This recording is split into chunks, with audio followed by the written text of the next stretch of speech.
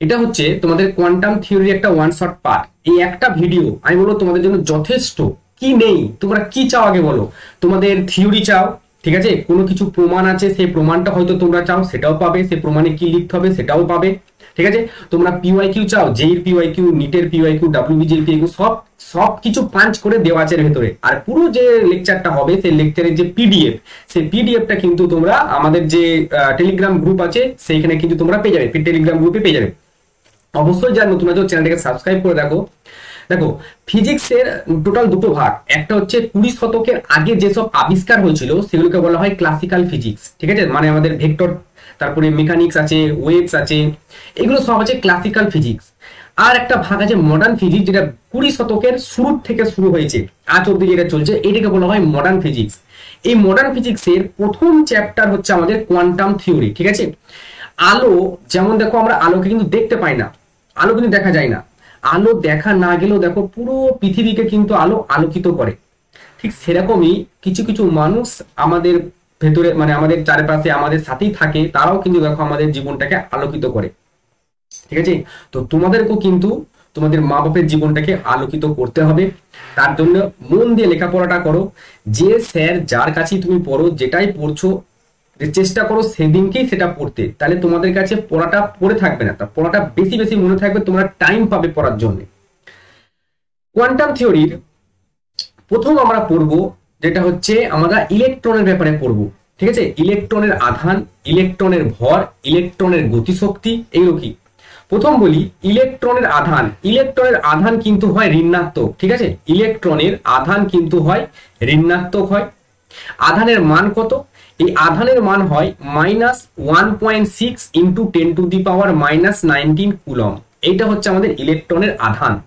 আচ্ছা স্যার, ইলেকট্রনের ভর কত? ইলেকট্রনের ভর হয় 9.1 ইন্টু 10⁻31 কেজি। এটা হচ্ছে ইলেকট্রনের ভর। আর ইলেকট্রনের যে গতি শক্তি, যেটাকে যদি আমি ই দিয়ে ডিনোট করি, সেটা হয় 12 mv²। এটা হচ্ছে আমাদের ইলেকট্রনের গতি শক্তি, ঠিক আছে। পরে আমরা আসছি ইলেকট্রন ভোল্ট জিনিসটা কি। একটা পাত আর একটা পাত, ধরো এইখানে আমি একটা টানলাম, তো দুটো পাত দুদিকে আছে, ঠিক আছে। এদের আমি একটা ভোল্টেজের সাথে বিভব পার্থক্যের সাথে যুক্ত করলাম। কত ভোল্টেজের সাথে? না, 1 ভোল্টেজের সাথে যুক্ত করলাম, সরি 1 ভোল্টেজের সাথে যুক্ত করলাম 1V। কি হবে এখানে? এই প্লেটের মধ্যে, এই যে প্লেটের মাঝে যে ফাঁকা জায়গা আছে, এর মধ্যে তো আমরা জানি যে কারেন্ট যাবে। তো এইখান থেকে আমাদের কারেন্টটা যাত্রা শুরু করবে, আই কারেন্ট। এবার এই ভোল্টেজ পার্থক্যর দরুন একটা ইলেকট্রন এইখান থেকে এইখানে যাবে, এর জন্য যে শক্তিটা তার বাড়বে বা শক্তিটা কমবে, সেটাকেই বলা হচ্ছে ইলেকট্রন ভোল্ট। আবারও বলছি, এই পুরো জিনিসটাকে আমরা, তোমরা যারা পড়েছো তারা জানো যে পুরো জিনিসটা কিন্তু একটা বায়ু শূন্য নলের মধ্যে রাখা থাকে, ঠিক আছে। এইখান থেকে আমাদের ফোটন পড়ে, আর এইখান থেকে আমাদের ভোল্টেজ দেয়া থাকে। এবার এই দিকটা প্রথমে পজিটিভ থাকে, এই দিকটা নেগেটিভ থাকে। এই সময় কি হয়, তাহলে 1 ভোল্টেজ, তার মানে দুটো পাতের যে মধ্যবর্তী ভোল্টেজ পার্থক্য বা বিভব পার্থক্য, সেটা কত? 1 ভোল্টেজ। তাহলে এই 1 ভোল্টেজ বিভব পার্থক্যের মধ্যে দিয়ে যখন এইখান থেকে একটা ইলেকট্রন যাচ্ছে, বেরোচ্ছে, একটা শক্তি নিয়ে বেরোচ্ছে, একটা গতি শক্তি নিয়ে বেরোচ্ছে, সেই গতি শক্তিটা বাড়ছে না কমছে? যেহেতু ইলেকট্রনটা যেদিকে যাচ্ছে তার উল্টো দিকে নেগেটিভ আছে, তার মানে ইলেকট্রনের আধান, ইলেকট্রনের আধান কেমন? পজিটিভ, সরি ইলেকট্রনের আধান নেগেটিভ, আর যেদিকে যাচ্ছে সেদিকেও নেগেটিভ। তাহলে নেগেটিভ নেগেটিভকে বিকর্ষণ করে। তাহলে ইলেকট্রনটা যেদিকে যাচ্ছে এদিকে এর যে গতি শক্তি সেটা কি হবে? কমবে। আবার যদি আমি পোলারিটি চেঞ্জ করে দিই, এই দিকটাকে প্লাস করে দিই আর এই দিকটাকে যদি মাইনাস করে দিই, সেক্ষেত্রে ইলেকট্রনের গতি শক্তিটা বাড়বে। এটাকেই বলা হচ্ছে ইলেকট্রন ভোল্ট। ইলেকট্রন ভোল্ট দিয়ে আসলে কি হয়? ইলেকট্রনের গতি শক্তি পরিমাপ করা হয়। ইলেকট্রনের গতিশক্তি পরিমাপ করা হয়, ইলেকট্রনের গতিশক্তি পরিমাপ করা হয় এইটার সাহায্যে, ঠিক আছে। আমরা যেমন ধরো মিটার, মিটার দিয়ে কি করি? মিটার সেন্টিমিটার দিয়ে দৈর্ঘ্য মাপি, আমরা কেজি গ্রাম এগুলো দিয়ে কি মাপি? ভর মাপি। সেরকমই ইলেকট্রন ভোল্ট যে এককটা, সেই এককটা দিয়ে আমরা ইলেকট্রনের গতিশক্তি মাপি, ঠিক আছে। তো আমি তোমাদের বলতে চাইছি যে 1 ইলেকট্রন ভোল্ট, जो 1 ইলেকট্রন ভোল্ট আছে, এটা সমান হয় 1.6 ইন্টু 10⁻⁻19 জুল। আর এই 1 জুল সমান হয় 10 to the power 7 erg. 1 joule সমান হয় 10 টু দি পাওয়ার 7 আর্ক, সেক্ষেত্রে এটা হয় 1.6 ইন্টু 10 টু দি পাওয়ার -19। জুলকে আর্কে নিয়ে গেলে 10 টু দি পাওয়ার 7 দিয়ে এটাকে আমাকে গুণ করতে হবে, সেক্ষেত্রে এটা হয় 1.6 into 10 to the power -12 erg. এটা হচ্ছে আমাদের ইলেকট্রন ভোল্টের সাথে জুলের সম্পর্ক, 1 নম্বরটা। আর এটা হচ্ছে আমাদের ইলেকট্রন ভোল্টের সাথে আর্গের সম্পর্ক, 2 নম্বরটা। এইখানে যেসব জিনিসগুলো আমি পড়ালাম সেই জিনিসগুলো তোমরা এইখানে পেয়ে যাবে, তোমাদের নোটের আকারে আমি দিয়েছি। যেমন 1 ভোল্ট বিভব পার্থক্য, 1 ভোল্ট বিভব প্রভেদের মধ্যে দিয়ে যাওয়ার ফলে ইলেকট্রনের গতিশক্তি যে পরিমাণ বৃদ্ধি বা হ্রাস পায় তাকে 1 ইলেকট্রন ভোল্ট বলা হয়। এবার এখানে 1 ইভির সাথে তোমাদের এখানে বলে দিয়েছে 1.6 into 10 to the power -19 joule হয়। আর 1 ইভি সমান তোমাদেরকে এখানে যেটা বলা আছে 1 ইভি সমান 10 টু দি পাওয়ার -12 এত আর্ক হয়। ঠিক আছে, তো এইখান থেকে তোমরা এটা নোট করে নিতে পারো খুবই সহজে। পরবর্তী দেখে আমরা কি আছে, ফোটনের ধর্মাবলী। এবার ফোটনের ধর্মাবলীতে প্রথম আমরা দেখতে পাচ্ছি ফোটনের শক্তি কি। ফোটনের শক্তি বের করতে গেলে তোমাদের প্ল্যাঙ্ক একটা বলেছিল ধ্রুবক E সমান h নিউ, এটা কিন্তু আমাদের বিজ্ঞানী প্ল্যাঙ্ক বলে গেছিল। ঠিক আছে, ম্যাক্স প্ল্যাঙ্ক, এইটাই হচ্ছে আমাদের ফোটনের শক্তি। ঠিক আছে, এবার এই h নিউটাকে এটাকে লেখা যায় hc বাই ল্যামডা। কি করে দেখো, নিউ সমান ল্যামডা সমান হয় c বাই নিউ হয়। এখানে সিটা কি, সিটা হচ্ছে বেগ, আলোর বেগ। ঠিক আছে, সিটা হচ্ছে বেগ আলোর। আর এখানে যে নিউটা এটাকে হচ্ছে কম্পাঙ্ক, এই জিনিসটাকে বলা হয় কম্পাঙ্ক। আর যেটা ল্যামডা সেটাকে বলা হয় তরঙ্গ দৈর্ঘ্য, সেটাকে বলা হয় তরঙ্গ দৈর্ঘ্য। ঠিক আছে, এটাকে বলা হয় তরঙ্গ দৈর্ঘ্য। এবার ই সমান hc বাই ল্যামডা, এইখানে যদি আমরা সব মানগুলো পুট করি তাহলে এই সব যদি আমরা এখানে পুট করি তখন এইটা আসে মোটামুটি 12,400। আর ল্যামডা এইটা আমাদের এই ল্যামডাটা কিন্তু আর্মস্ট্রং এ থাকবে, আর এই যে ই এর মানটা সেটা আসবে ইভিতে। ঠিক আছে, এটা হচ্ছে ফোটনের শক্তি। ফোটনের শক্তি চাইলে এই ই সমান h নিউ বা hc বাই ল্যামডা, এটা মনে রাখবে। এই যে সূত্রটা আছে ই সমান 12,400 বাই ল্যামডা, এটা শুধুমাত্র ফোটনের ক্ষেত্রেই প্রযোজ্য। তুমি ইলেকট্রন, প্রোটন, আলফা এদের কারোর ক্ষেত্রে এই সূত্র প্রয়োগ করতে পারবে না। অনলি ফর ফোটন, এটা শুধু কিন্তু ফোটনের জন্য, অনলি ফর ফোটন। ঠিক আছে, শুধুমাত্র ফোটনের ক্ষেত্রে এটা প্রযোজ্য। আরো এটাকে যদি ভাঙা হয় তখন এটা লেখা যায় 1240 বাই ল্যামডা, তখন ল্যামডাটা হয় ন্যানোমিটারে, এটা কিন্তু ইভিতে আসে। এই দুটো ফর্মুলা তোমরা একটু মনে রেখে দিও। ঠিক আছে, আমি এখানে যদিও ধর এটা মার্ক করে দিচ্ছি, এই দুটো ফর্মুলা একটু মনে রেখে দিও, এই দুটো জিনিস। ঠিক আছে, আচ্ছা পরেরটাই আমরা যাই। তাহলে পরের জিনিসটা আছে ফোটনের ভর ও বেগ। দেখো, ফোটনের কিন্তু কোনো স্থির ভর থাকে না, ফোটনের স্থির ভর নেই। ঠিক আছে, স্থির ভর নেই, স্থির ভর শূন্য। কেন? কারণ ফোটন কিন্তু কখনো স্থির অবস্থায় আসে না, সেই অবস্থায় ও সবসময় কিন্তু গতিশীল অবস্থায় থাকে, সেই জন্য ফোটনের ভর কিন্তু শূন্য। এবার আমি আসছি, দেখো ফোটনের যে ভরটা আছে চলমান ভর, সেটা কি করে বার করব। চলমান ভর আমাদের আইনস্টাইনের সমীকরণ ই সমান এমসি স্কোয়ার থেকে আমরা সবাই জানি ই সমান এমসি স্কোয়ার। এইখান থেকে যদি আমি একটু ভাঙি, ঠিক আছে, এইখান থেকে যদি আমি একটু ভাঙি, এম সমান হয় তাহলে লিখতে পারবো ই বাই সি তার স্কোয়ার। ঠিক আছে, এবার দেখো এই যে এম সমান ই বাই সি স্কোয়ারটা লিখলাম, এই ই এর জায়গায় আমি এটা লিখতে পারি এইচ সি বাই ল্যামডা। ঠিক আছে, এইটা লিখতে পারি। তাহলে উপরে লিখছি এইচ সি, নিচে হচ্ছে ল্যামডা, আর নিচে একটা সি স্কোয়ার আছে, তাহলে উপরে একটা সি নিচে একটা সি যদি কেটে যায় এটা থাকে h by c into lambda. এটাই হচ্ছে ফোটনের চলমান ভর। এটা কি? এটা হচ্ছে ফোটনের চলমান ভর। এই জিনিসটা হচ্ছে ফোটনের চলমান ভর। ঠিক আছে, এটা আমি অন্য কালারে করে দিচ্ছি। তো এই জিনিসটা হচ্ছে আমাদের ফোটনের চলমান ভর। কি করে হলো? ই সমান এমসি স্কোয়ার, আইনস্টাইনের সমীকরণ। তাহলে এম সমান ই বাই সি স্কোয়ার, ই এর জায়গায় এইচ সি বাই ল্যামডা বসালাম। তাহলে এইচ সি বাই ল্যামডা যখন বসালাম, সি সি কেটে গেল, নিচে একটা c, h by c lambda. এবার আসি ভর বেগ থেকে। আইনস্টাইনের আরো একটা সমীকরণ থেকে আমরা এটা পাই, ই সমান হয় পিসি। যদি বলে ফোটনের তোমাদের ভর নির্ণয় করো, চলমান ভর নির্ণয় করো, তোমরা এইখান থেকে শুরু করবে। ই সমান আমরা জানি আইনস্টাইনের সমীকরণ ই সমান এমসি স্কোয়ার। আরেকটা সমীকরণ হয় ই সমান পিসি। এখানে যেটা পি সেটাই হচ্ছে ভর বেগ। এই পিটা কি? এই পিটাকে বলা হয় ভর বেগ। পি সমান আমি কি লিখতে পারি? পি সমান লেখা যায় ই বাই সি। এবার ই এর জায়গায় আমি যদি বসাই এইচ সি বাই ল্যামডা, আর নিচে দেখো একটা সি আছে, তাহলে আর একটা সি বসালাম, তাহলে সি আর সি কেটে গেলে এটা থাকলো এইচ বাই ল্যামডা। এইটা হচ্ছে ফোটনের ভরবেগ। এই পি সমান এইচ বাই ল্যামডা, এটাই হচ্ছে ফোটনের ভরবেগের সূত্র। পরের কি বলছে, ফোটনের আধান। ফোটনের কোনো আধান নেই, ফোটন কিন্তু নিস্তড়িত। এবার নিস্তড়িত হওয়ার ফলে কি হয় শুনো, ফোটন যেহেতু নিস্তড়িত হওয়ার ফলে ইলেকট্রিক ফিল্ড আর ম্যাগনেটিক ফিল্ড, ঠিক আছে, ইলেকট্রিক ফিল্ড বা ম্যাগনেটিক ফিল্ড দ্বারা ফোটন কিন্তু প্রভাবিত হয় না, মানে ওর উপরে কোনো এফেক্ট ফেলে না, ফোটন প্রভাবিত হয় না। কেন হয় না, দেখো এফ সমান কি হয়, কিউই, ঠিক আছে, ইলেকট্রিক ফিল্ডে এফ সমান কিউই হয়। এবার ফোটনের চার্জ নেই, সেজন্য কিউ জায়গায় 0, আর ইলেকট্রিক ফিল্ডে ই থাকলেও কোনো কাজ নাই, তার মানে এখান থেকে এফ সমান কি আসছে, 0। তার মানে একটা ইলেকট্রিক ফিল্ডের ভেতরে যদি তুমি ফোটনকে ফেলো, সে ডান দিকেও যাবে না, বাঁ দিকেও যাবে না, যেদিকে গতিপথ তুমি দিয়েছো সেই দিকেই ফোটন কিন্তু ছুটতে শুরু করবে, ঠিক আছে, এই জন্য এটা এফ সমান 0।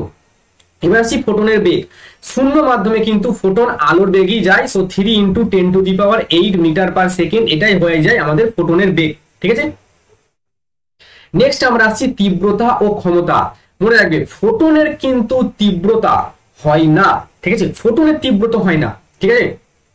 এবার তীব্রতাকে আমরা আই দিয়ে ডিনোট করি, ঠিক আছে, তীব্রতাকে কি দিয়ে ডিনোট করা হয়, আই দিয়ে, তীব্রতাকে আই দিয়ে ডিনোট করা হয়। তীব্রতা কাকে বলে, তীব্রতা আমি লিখে দিচ্ছি, তীব্রতা কাকে বলে, ধরো কোনো একটা তলের কোনো তলের প্রতি একক ক্ষেত্রফলে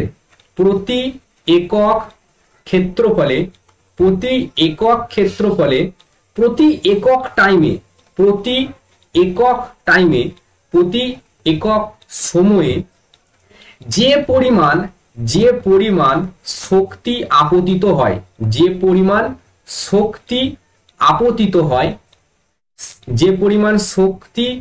আপতিত হয় তাকে তীব্রতা বলে, আমি আই দিয়েছি, ঠিক আছে। তো এখানে যদি ইংলিশে যদি বলা হয় তখন এটাকে বলা হয় energy per unit area per unit time. তাহলে এনার্জি উপরে আমি ই লিখতে পারি, আর যে টাইম নিচে টি লিখতে পারি।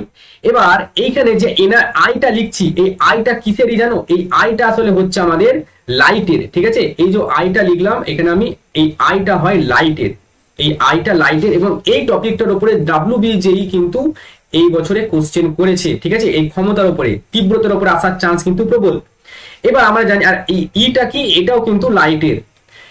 এন সংখ্যক ফোটন মিলে কিন্তু আলো তৈরি করে, ঠিক আছে, ফোটন কিন্তু শক্তির কোয়ান্টা।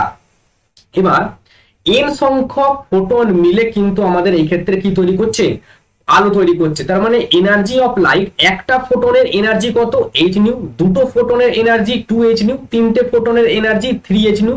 এবার অসংখ্য ফোটন যখন একত্রিত হয়ে লাইট তৈরি করছে, তখন n সংখ্যক ফোটন যদি সেটাকে আমি ধরি, তাহলে NH নিউ লেখা যায়, আর নিচে যেমন T আছে T, এটাই হচ্ছে আমাদের তীব্রতার রাশিমালা, ঠিক আছে, আলোর তীব্রতা, মনে রাখবে এটা। ক্ষমতার কথায় আসি, ক্ষমতা সমান কি হয়, কার্য করার হারকে ক্ষমতা বলে। তার মানে ক্ষমতার সমানও কি লিখতে পারি, কার্য করার হার P/T, এটাও লেখা যায়, ঠিক আছে। এই ক্ষেত্রেও কিন্তু এটা NH λ/T, এটা লেখা যায়, ঠিক আছে, কার্য করার হার, তার মানে E/T, এটাকেও কি বলা যায়, আমাদের কার্য করার হার, যেটা আছে এখানে নিচে একটা A আছে, ঠিক আছে, নিচে একটা A আছে, তাহলে কার্য করার হারকে আমরা বলি ক্ষমতা। এটা energy per unit area per unit time, ঠিক আছে। তার মানে NH এর মানে অনেকগুলো ফোটন মিলে তো আমাদের লাইট তৈরি করছে, সেজন্য এখানে NH নিউ, একটা ফোটনের জন্য H নিউ, দুটো ফোটনের জন্য 2H নিউ, তিনটে ফোটনের জন্য 3H নিউ, এরকম n সংখ্যক ফোটনের জন্য NH নিউ, আর নিচে AT, এটা কি ক্ষেত্রফল, যেই তলের উপরে পড়ছে তার ক্ষেত্রফল, ঠিক আছে। তো আমাদের এই সূত্রটার উপরে কিন্তু WBJEE এবারে কোশ্চেন করেছে 2025 সালে, ঠিক আছে, এই সূত্রটার উপরে। আমরা যাই পরের কোশ্চেনে, বলেছে ইলেকট্রন নিঃসরণ। ইলেকট্রন নিঃসরণ কি, ধরো একটা ধাতু আছে, ধাতব একটা প্লেট আছে, ধরো একটা ধাতুর একটা প্লেট আছে, একটা ধাতুর প্লেট ধরো আমি এখানে টানলাম, এরকম একটা ধাতব প্লেট আছে, এরকম একটা ধাতব প্লেট আছে, ঠিক আছে। তো এই ধাতব প্লেটে এখন কি হয়েছে, অনেক ইলেকট্রন আছে এই ধাতব প্লেটটা, এখানে একটা ইলেকট্রন আছে, এখানে একটা ইলেকট্রন আছে, এখানে একটা ইলেকট্রন আছে, সব এগুলো কোথায় আছে, ধাতুর উপর তলে পৃষ্ঠতলে ইলেকট্রন আছে। এবার আমি কি করলাম, এই জায়গা থেকে ফোটন এসে ফেললাম, টার্গেট করে ফেললাম যাতে এই ইলেকট্রনটার সাথে ফোটনটা ধাক্কা লাগে, ঠিক আছে, এই ইলেকট্রনটার সাথে যাতে ফোটনটা ধাক্কা লাগে সেই রকম করে আমরা এই ফোটনটাকে টার্গেট করে ইলেকট্রনটার উপরে টার্গেট করে ফেললাম। কি হবে, এই ইলেকট্রনটা তখন এই ফোটনের তো শক্তি আছে, ফোটনের শক্তি আছে এইচ নিউ, এ কিন্তু সেই শক্তিটা নিয়ে বেরিয়ে চলে যাবে এখান থেকে, ঠিক আছে, ইলেকট্রনটা চলে যাবে এইখানে, মানে ফোটনটা শক্তিটা ইলেকট্রনটা নিল, ইলেকট্রনটা তল থেকে বেরিয়ে চলে গেল। এই যে ঘটনাটা, এটাকে বলা হয় ইলেকট্রন নিঃসরণ। মানে একটা ধাতুর প্লেট আছে, ধাতব পৃষ্ঠ থেকে ইলেকট্রনকে বাইরে বের করে দেওয়া বাহ্যিক শক্তি প্রয়োগ করে। ফোটন মানে তো এইচ নিউ, ঠিক আছে, শক্তি। তো সেই শক্তিটা আমরা কাকে দিচ্ছি, ইলেকট্রনকে, ইলেকট্রন বাইরে বেরিয়ে যাচ্ছে, এই ঘটনাটাকে বলা হচ্ছে ইলেকট্রন নিঃসরণ। এবার আছে কার্য অপেক্ষক। এই যে ইলেকট্রনটাকে তুমি যে কোনো ধরো শক্তি দিলে বেরোবে না। ধরো তোমাকে কেউ একটা, আমরা এই তোমরা সিনেমাতে দেখেছো যে 1 লাখ টাকা দে তারপরে আমি কোনো একটা কাজ করবো, গুন্ডাগুলো যখন বলে, বা আমার রেঞ্জ 1 লাখ টাকা নয়, আমার আরো বেশি লাগবে, 2 লাখ টাকা লাগবে, ঠিক আছে। তো ওদের ওইটা কি রেঞ্জ 1 লাখ 2 লাখ এগুলো রেঞ্জ। সেরকম এই যে ইলেকট্রনটাকে কিন্তু আমরা যে কোনো শক্তি দিলে কিন্তু বেরোবে না, ঠিক আছে। এর জন্য একটা নির্দিষ্ট পরিমাণ শক্তি লাগবে, ঠিক আছে। আর এই নির্দিষ্ট পরিমাণ শক্তিটাকেই আমরা বলি কার্য অপেক্ষক। মানে এই ইলেকট্রনকে যে মিনিমাম এনার্জি বা যে এনার্জিটা দিলে সে ইলেকট্রনটা আমাদের যে তল আছে ধাতব তল, সেই ধাতব তল থেকে বেরিয়ে চলে যাবে, মুক্ত হয়ে যাবে, সেই শক্তিটাকে বলা হয় কার্য অপেক্ষক। নেক্সট কি, আলোক তড়িৎ নিঃসরণ কি? আলোক তড়িৎ নিঃসরণটা হচ্ছে যে ফোটনকে এখানে আমরা প্রয়োগ করছি এবং ফোটনের মাধ্যমে আমরা ইলেকট্রনকে বাইরে বের করছি। এই যে পুরো ঘটনাটা এই পুরো ঘটনাটাকে বলা হয় আলোক তড়িৎ নিঃসরণ। কাকে বলে এর পরের পেজে আছে, তোমরা লিখে নিও খাতায়। ফটো ইলেকট্রন কি, এই যে ইলেকট্রনটা বেরিয়ে গেল না এখান থেকে, এই যে ইলেকট্রনটা বেরিয়ে গেল, এই ইলেকট্রনটাকে বলা হয় ফটো ইলেকট্রন, ঠিক আছে। যে ইলেকট্রনটা বেরিয়ে যায় সেই ইলেকট্রনটাকে বলা হয় ফটো ইলেকট্রন। দেখো ইলেকট্রন নিঃসরণ কি, বাহ্যিক উৎস দ্বারা শক্তি সরবরাহের মাধ্যমে ধাতু পৃষ্ঠ থেকে ইলেকট্রনকে বের করে দেওয়ার যে কৌশল, সেটাকে বলা হয় ইলেকট্রন নিঃসরণ, যেটা বললাম। কার্য অপেক্ষক কি, শক্তি যেটা ন্যূনতম শক্তির প্রয়োজন হয় ধাতব পৃষ্ঠ থেকে বের করে আনতে, সেটা কি বলা হয় কার্য অপেক্ষক। এগুলো লিখে নিও। পরবর্তী পেজে আলোক তড়িৎ ক্রিয়া জিনিসটা কি, কোন ধাতব পৃষ্ঠে উপযুক্ত তরঙ্গ দৈর্ঘ্যের বা উপযুক্ত কম্পাঙ্কের আলো ফেললে, এই উপযুক্ত তরঙ্গ দৈর্ঘ্য বা উপযুক্ত কম্পাঙ্কের জায়গায় তুমি শক্তিও লিখতে পারো, যে কোনো ধাতব পৃষ্ঠে উপযুক্ত শক্তির আলো ফেললে ধাতব পৃষ্ঠ থেকে ইলেকট্রন বেরিয়ে যায়, এই পুরো ঘটনাটাকে আলোক তড়িৎ ক্রিয়া বলা হয়, ঠিক আছে। আরেকটা কি বললাম, আলোক ইলেকট্রন। এখানে যেটা আমি ফটো ইলেকট্রন বললাম না, এখানে এই যে ফটো ইলেকট্রন, এর আরেকটা নাম আছে, এর আরেকটা নাম হচ্ছে আলোক ইলেকট্রন, ঠিক আছে। এর আরেকটা নাম হয় আলোক ইলেকট্রন। তাহলে এই আলোক ইলেকট্রন কাকে বলে, আলোকিক ইলেকট্রন বলছে আলোক তড়িৎ ক্রিয়ায় নিঃসৃত ইলেকট্রনগুলিকে আলোক ইলেকট্রন বা ফটো ইলেকট্রন বলা হয়। এবার এই আলোক তড়িৎ প্রবাহের কথা আমরা একটু পরে আসছি, ঠিক আছে। আলোক তড়িৎ প্রবাহের কথা আমরা একটু পরে আসছি। এইখানে ভালো করে জিনিসটা দেখো, আলোক তড়িৎ ক্রিয়ার পরীক্ষামূলক পর্যবেক্ষণ। এবার এই জিনিসটা কি হয়, এইখান থেকে আমরা ধরো ফোটন লাইটকে ফেলছি, ঠিক আছে, এই জায়গা থেকে আমরা লাইট ফেলছি, আমি একটু কালারটা চেঞ্জ করনি, আমি একটু কালারটা কালো করনি, তো এই জায়গা থেকে আমরা লাইটকে ফেলছি। এইখানে একটা প্লেট আছে যেটাকে ক্যাথোড প্লেট বলা হয়, আর এটাকে অ্যানোড প্লেট বলা হয়, ঠিক আছে। তো এই প্লেটটা কি হয়, এই প্লেটটা হয় তোমাদের যে সোলার মানে আলোক সংবেদী ধাতু দিয়ে তৈরি আলোক সংবেদী প্লেট। আলোক সংবেদী মানে এই সোলার গুলো দেখেছো তো, সোলার ওই টাইপের। তো এখানে যখন আমরা যে আমরা এইচ নিউ ক্ষমতা সম্পন্ন ফোটনকে যখন এই প্লেটের উপরে ফেলা হয়, সেখান থেকে কি করে ওই শক্তিটাকে ইলেকট্রন পুরো নিয়ে নেয়, ইলেকট্রন পুরো গ্রহণ করে ধাতু পৃষ্ঠ থেকে বেরোয়। এবার বেরিয়ে যখন এদিকে যায়, এদিকে দেখতে পাই যে প্লাস আছে আর উল্টো দিকে আছে মাইনাস। এবার স্বাভাবিকভাবেই ইলেকট্রনগুলোর আধান কি নেগেটিভ, ইলেকট্রনগুলোর আধান তো নেগেটিভ, তো এরা খুব তাড়াতাড়ি এখানে ভোল্টেজ অ্যাপ্লাই করার ফলে এই জায়গাতে ওরা একটা ফোর্স একটা অনুভব করবে এই দিকে। সেই জন্য ইলেকট্রনগুলো প্রচুর স্পিডে কিন্তু আমাদের অ্যানোডের দিকে যেতে শুরু করবে, তার ফলে আমরা এখানে একটু কারেন্ট পাবো মিলি অ্যাম্পিয়ার। এই ঘটনাটিকে আসলে আলোক তড়িৎ ক্রিয়া বলে। এবার অনেক কিছুর উপর এইসব ডিপেন্ড করে, ঠিক আছে। যেমন ধরো এইখানে আমরা লাইটের এনার্জি, ঠিক আছে, লাইট আমরা একটু আগেই দেখলাম যে আই, এই আই সমান আমরা কি দেখতে পেলাম, দেখবো আই সমানুপাতিক এন ছিল। এনটা কি ছিল? এনটা ছিল ফোটনের শক্তি, সরি ফোটনের সংখ্যা। তাহলে ফোটনের সংখ্যা আমরা যত বাড়াবো, এইখানে প্রথমে ধরো 1000টা ফোটন পড়ছিল, পরে 5000টা ফোটন পড়ছে, ঠিক আছে, 5000টা ফোটন এর উপরে এসে পড়ছে এই প্লেটটার উপরে, যার ফলে বেশি বেশি ইলেকট্রন তাহলে এখান থেকে বেরোবে। এবার বেশি বেশি ইলেকট্রন যদি যায়, আমরা কারেন্টও বেশি বেশি পাবো, যত বেশি ইলেকট্রন তত বেশি কারেন্ট।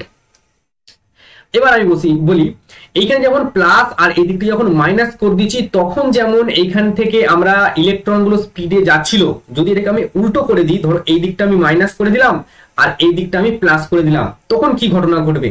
তখন ঘটনাটা ঘটবে ইলেকট্রন গুলো এইদিকে যাবে নির্দিষ্ট একটা বিভব, তখন আমরা ভোল্টেজও প্রয়োগ করতে হবে এখানে, ঠিক আছে।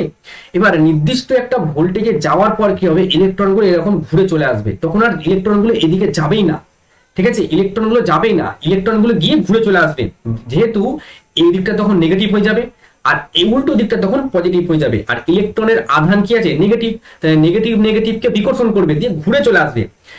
এই সময় যে ভোল্টেজটা আমরা এখানে প্রয়োগ করি, সেই ভোল্টেজটাকে বলা হচ্ছে নিবৃত্তি বিভব, সেই ভোল্টেজটাকে বলা হয় নিবৃত্তি বিভব। আমরা এটা সিমুলেশনের মাধ্যমে বুঝি। চলো, এই পরীক্ষাটায় উপরে আছে ইন্টেন্সিটি, ঠিক আছে, এখানে ইন্টেন্সিটি আছে, এখান থেকে আমাদের কিছু আলো এসে পড়বে, ঠিক আছে। এইখানে আছে আলোর তরঙ্গ দৈর্ঘ্যটা বলা আছে, এই 389 যেটা, এটা হচ্ছে ম্যাক্সিমাম রেঞ্জ আলোর, ঠিক আছে, এটা হচ্ছে ম্যাক্সিমাম রেঞ্জ। এবার আমি এখানে ভোল্টেজের মান ধরো 1.80 করলাম এবং এটাকে চালু করে দিলাম, 1.80 করলাম, ইন্টেন্সিটি কিছুই নাই, দেখো ভোল্টেজ দেওয়া সত্ত্বেও কোনো কারেন্ট এখানে আমরা দেখতে পাচ্ছি? কোনো কারেন্ট নেই, ঠিক আছে। এবার আমরা হালকা একটু ইন্টেন্সিটিটা এখানে বাড়ালাম, ইন্টেন্সিটি এখানে 9%, তাতেই দেখো আমাদের এখানে যে ইলেকট্রন, সেই ইলেকট্রনটা যাতায়াত করা শুরু করে দিচ্ছে। তার মানে এখানে যে ভোল্টেজটা, আমরা একবার দেখি এখানে যে ভোল্টেজটা আমরা 0 করে দিচ্ছি, ঠিক আছে, দেখো এখানে ভোল্টেজটা আমরা 0 করে দিলাম। 0 করার পরেও ভালো করে একটা জিনিস লক্ষ্য করো, 0 করে দিলাম কিন্তু কারেন্ট আমরা পাচ্ছি 0.016 কারেন্ট, ঠিক আছে, কিন্তু ভোল্টেজ 0 হওয়ার পরও কারেন্ট পাচ্ছি, তার মানে কি দাঁড়ালো যে এই ভোল্টেজটা আর এই কারেন্টটা এদের মধ্যে কোনো সম্পর্ক নেই, ঠিক আছে, এদের মধ্যে কোনো সম্পর্ক নেই। পোলারিটি আমরা ধরো চেঞ্জ করে দিলাম, এই দেখো পোলারিটি যখনই আমরা চেঞ্জ করে দেবো, পোলারিটি চেঞ্জ করে আমরা এখানে মাইনাসে রাখলাম, ঠিক আছে, আমরা এখানে ধরো এটা পুরো মাইনাস করে দিলাম, পোলারিটি মাইনাস, আচ্ছা মাইনাস হচ্ছে না, -1.20 করে দিলাম, ঠিক আছে।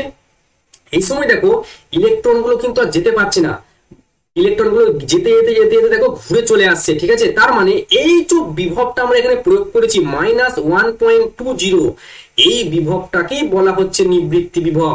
যখন কিন্তু এখানে দেখো কারেন্টের মান আমাদের কত 0 আসছে, কারেন্টের মান, এটাকেই বলা হচ্ছে নিবৃত্তি বিভব। এই যে তোমরা এই যে লেখা, এই যে ছবিটা দেখতে পাচ্ছ, এইখান থেকে যে ব্যাখ্যাটা, এই ব্যাখ্যাটা তোমাদের কিন্তু লিখতে হবে, ঠিক আছে। এই নোটটা আমি তোমাদের দিয়ে দেবো, এবং প্র্যাকটিক্যালি জিনিসটা যেটা তোমরা দেখলে যে এখানে যখন আমরা মাইনাস প্লাস পোলারিটি চেঞ্জ করে দিচ্ছি, তখন ইলেকট্রন গুলো কিন্তু যেতে পারছে না, এত দূর গিয়ে ঘুরে আবার চলে যাচ্ছে ইলেকট্রন গুলো, ওই ভোল্টেজটাকে বলা হচ্ছে নিবৃত্তি বিভব। আর একটা কি দেখলাম, যে এইখানে আমাদের ভোল্টেজের মান 0, ভোল্টেজের মান 0, তার সত্ত্বেও আমরা কারেন্ট পাচ্ছি, তার মানে এখানে যে ভোল্টেজটা আর এই যে কারেন্টটা, এরা কিন্তু দুজনের উপর নির্ভর করছে না, ঠিক আছে। পরের পেজে আমরা যাই, দেখো সূচনা কম্পাঙ্ক কি?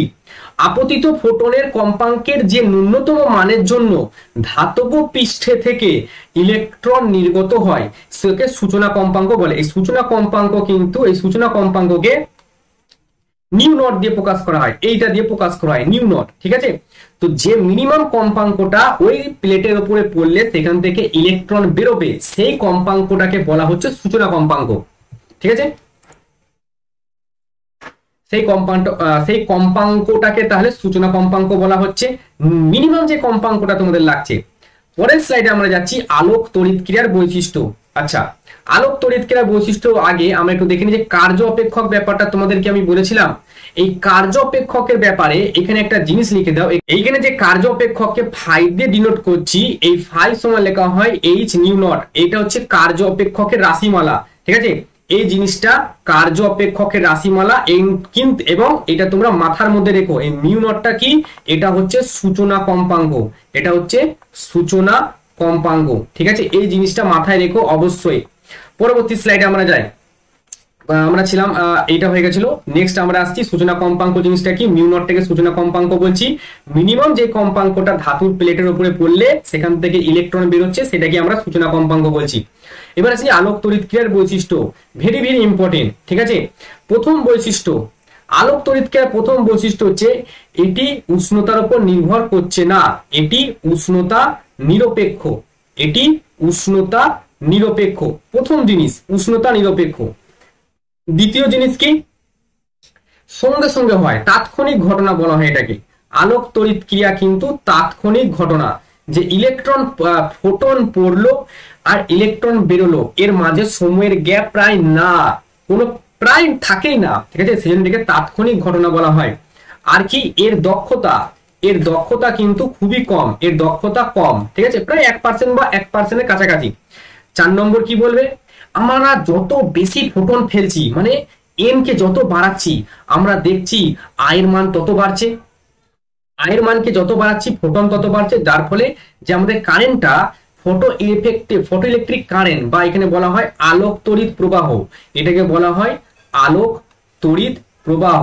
এই আলোক তড়িৎ প্রবাহটা কিন্তু আমাদের বাড়ছে, কারণ বেশি বেশি ফোটন এসে পড়ছে, বেশি বেশি ফোটন যখন ওই প্লেটটার উপরে পড়ছে, বেশি বেশি ইলেকট্রন বেরোচ্ছে, এবং ইলেকট্রনের মান ইলেকট্রনের সংখ্যা বাড়ার পরই আমরা দেখতে পাচ্ছি যে আমাদের যে কারেন্টের মানটা, সেই কারেন্টের মানটাও কিন্তু বাড়ছে। প্র্যাকটিক্যালি যে জিনিসটা আমরা সিমুলেশনের মাধ্যমে দেখলাম। তো এই 4টে মেইনলি পয়েন্ট, এই 4টে পয়েন্ট তোমরা পরীক্ষায় বলে দিও। যদি 3বার এসছে, 2 থেকে 3বার এই কোশ্চেনটা এসছে, 4টে পয়েন্ট বলে দিলে হবে। যদিও আমি এখানে নোট হিসেবে লিখে নিয়েছি, যেখানে দেখো আলোক তড়িৎ ক্রিয়া একটি তাৎক্ষণিক ঘটনা, 1 নম্বর। এবার তারপরে তোমরা যদি এখানে আসো যে এটা আলোক তড়িৎ প্রবাহ মাত্রা, আলোক তড়িৎ প্রবাহ মাত্রা আপতিত রশ্মির তীব্রতার উপর নির্ভর করে, যেটা আমি দেখালাম যে প্রবাহ মাত্রা আই, সেটা এর আয়ের উপর নির্ভর করছে। ঠিক আছে, আর কম্পাঙ্ক বা তরঙ্গ দৈর্ঘ্যের উপর নির্ভর করছে না। নেক্সট হচ্ছে উষ্ণতার উপর নির্ভর করছে না। আলোক তড়িৎ ক্রিয়ার দক্ষতা 1%। ঠিক আছে, তো এখানে সবকটাই আমরা লিখে দিচ্ছি, অবশ্যই সবকটা তোমরা লিখে নিও। আইনস্টাইনের আলোক তড়িৎ সমীকরণ, আইনস্টাইনের আলোক তড়িৎ সমীকরণ কি হয়, আমরা দেখলাম কি প্রথমে লাইট থেকে এইচ নিউ ক্ষমতা সম্পন্ন ফোটন প্লেটটার উপরে এসে পড়লো, তারপরে কি হলো, সেই ইলেকট্রনটা ওই এইচ নিউ ক্ষমতা সম্পন্ন ফোটনের পুরো শক্তিটা নিয়ে নিল, পুরো শক্তিটা নিয়ে সেখান থেকে বেরিয়ে গেল। ঠিক আছে, তার মানে আমি যদি ফোটনের শক্তিকে ই অফ ফোটন বলি, ঠিক আছে, ফোটনের শক্তিকে ই অফ ফোটন বলি, এই ফোটনের শক্তিটা ইলেকট্রনটা নিল, কি করলো, ইলেকট্রনটা নিয়ে প্রথমে ধাতুর পৃষ্ঠ থেকে বেরোলো। এবার ধাতু পৃষ্ঠ থেকে যখন বেরোলো, অতটা শক্তির প্রয়োজন, সেই শক্তিটাকে কি বলা হয়, কার্য অপেক্ষক, যেটাকে ফাই দিয়ে ডিনোট করা হয়। তাহলে ফাই হলো কার্য অপেক্ষক, এই শক্তিটা নিল। প্লাস এবার তো ফাইটা নিয়ে, মানে কার্য অপেক্ষক পরিমাণ শক্তি নিয়ে সে বেরিয়ে গেল, এবার বেরিয়ে তো সে ছুটতে শুরু করলো, সেটাকে কি বলা হয়, গতিশক্তি, যেটাকে বলা হয় কে ম্যাক্স। ঠিক আছে, তো এবার যদি একে ভাঙা হয়, এটা কি হয়, এইচ নিউ লেখা যায়, আর এই ফাইটাকে এইচ নিউ নট লেখা যায়, যেটা আমি আগে বলেছিলাম। আচ্ছা, প্লাস এটা হচ্ছে কে ম্যাক্স। এইখান থেকে যদি আমি কে ম্যাক্স বার করতে চাই, তাহলে কে ম্যাক্সটাকে আমি ডান দিকে যদি রাখি, তাহলে কে ম্যাক্স যদি আমি ডান দিকেই রাখি, তাহলে H nu minus H new not থাকলো। এবার এইচ যদি কমন নিয়ে নিই, তাহলে এখানে কি থাকলো, মিউ 9 মাস মিউ নট। ঠিক আছে, এবার এইচ, এবার মিউ সমান আমি লিখতে পারি সি বাই ল্যামডা, আর মিউ নট সমান লিখতে পারি সি বাই ল্যামডা নট। তাহলে এবার যদি এইচ সি কমন নিই, তাহলে এটা দাঁড়ালো 1 by lambda minus 1 by lambda naught. এই জিনিসটা, এই 1 নম্বরের এইটা 1 নম্বর, তারপরে 2 নম্বর এইটাও, প্লাস এই 3 নাম্বার, এই তিনটেকেই আমরা আইনস্টাইনের আলোক তড়িৎ সমীকরণ বলা হয়। ঠিক আছে, আইনস্টাইনের আলোক তড়িৎ সমীকরণের গাণিতিক রূপ যদি লিখতে বলে, তাহলে ফোটন ইলেকট্রন, মানে ফোটন যে এনার্জিটা পড়ছে, ফোটন অফ এনার্জি, সেটা সমান ফাই প্লাস কে ম্যাক্স। এখানে আমি লিখে দিচ্ছি যে ই অফ ফোটন, এটার মানে হচ্ছে ফোটনের শক্তি। ঠিক আছে, এটা মানে হচ্ছে কি, ফোটনের শক্তি, প্রথম জিনিস। দ্বিতীয় জিনিস, ফাইটা কি স্যার, না ফাইটা হচ্ছে এখানে কি, কার্য অপেক্ষক, তাহলে ফাই হয়ে গেল আমাদের কার্য অপেক্ষক। তারপরে কি আছে, কে ম্যাক্স, কে ম্যাক্স হচ্ছে আমাদের ফোটনের সর্বাধিক, মানে ম্যাক্সিমাম, সর্বাধিক গতিশক্তি, এটা হলো আমাদের ফোটনের সর্বাধিক গতিশক্তি। ঠিক আছে, তারপরে ল্যামডা নটটা কি না, ল্যামডা নট হচ্ছে সূচনা তরঙ্গ দৈর্ঘ্য, ঠিক আছে, ল্যামডা নট হচ্ছে সূচনা তরঙ্গ দৈর্ঘ্য।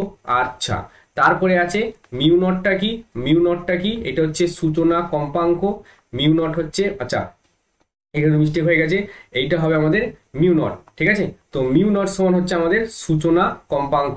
তাহলে এত কিছু জিনিস তোমাকে কিন্তু এখানে পরিষ্কার লিখতে হবে, তারপরে গিয়ে তুমি এখানে নাম্বারটা পাবে, ঠিক আছে।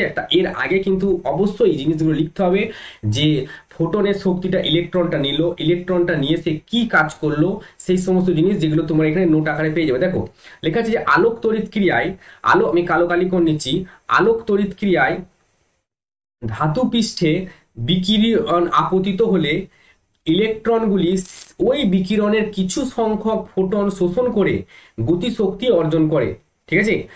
বিকিরণের কম্পাঙ্ক মিউ হলে এইচ মিউ শক্তি সম্পন্ন ফোটন ধাতব পৃষ্ঠে এসে পড়ে, হ্যাঁ, এবং এই এইচ মিউ শক্তি সম্পন্ন কি নিয়ে কি করে সে, এবার ইলেকট্রন এই এইচ মিউ পরিমাণ শক্তি শোষণ করে, ভালো কথা, শোষণ করে কি করে, শোষণ করে ফাই এর থেকে বেশি, এইচ নিউর মান ধাতুর কার্য অপেক্ষক ফাই এর থেকে বেশি হলে ধাতু পৃষ্ঠ থেকে ইলেকট্রন নিঃসৃত হয়, আর বাদ বাকি অতিরিক্ত যে শক্তিটা সেটা গতি শক্তিতে রূপান্তরিত করে। সেইখান থেকে আমাদের এই সমীকরণটা এসছে, ঠিক আছে। ই সমান half m v m square h mu minus phi. এইখানে যেটা দেখো আমরা এই ই ম্যাক্স, এই কে ম্যাক্স, এই কে ম্যাক্সটাকে কিন্তু এরকম লেখা যায়, ঠিক আছে। বলে দিচ্ছি আমি, এই যে কে ম্যাক্স, এই কে ম্যাক্সটা কি সর্বাধিক গতিশক্তি। এবার গতিশক্তি সমান কি হাফ এম ভি স্কোয়ার হয়, আর এটা থাকবে ম্যাক্স, সর্বোচ্চ গতিশক্তি নিয়ে যে ইলেকট্রনটা বেরোবে এটা তার ক্ষেত্রে আমাদের বলা হচ্ছে। এবার সেই জন্যই কিন্তু এখানে এই ভি ম্যাক্স এর কথাটা উল্লেখ করা হয়েছে। তাহলে এইটাই হচ্ছে আমাদের আলোক তড়িৎ সমীকরণ। এই সমীকরণটাকে আরেকটু ভাঙলে এটাও পাওয়া যায়। তাহলে এইখান থেকে তোমাদের শুরু করতে হবে এবং এতটা অবধি তোমাদের লিখতে হবে, তবে গিয়ে কিন্তু তোমরা এখানে ফুল মার্কসটা পাবে। পরেতে আমরা দেখি কি আছে। পরে এখানে বলছে যে লেখচিত্রের থেকে আইনস্টাইনের লেখচিত্রটা আঁকতে হবে, সেখান থেকে প্ল্যাঙ্কের ধ্রুবকের মান নির্ণয় করতে হবে এবং কার্য অপেক্ষকের মান নির্ণয় করতে হবে। তাহলে আমরা প্রথমে আইনস্টাইনের যে সমীকরণ কে ম্যাক্স, এটা সমান আমরা কি লিখতে পারি, কার্য, এখানে আমাদের ফোটনের যে শক্তি মাইনাস ফাই।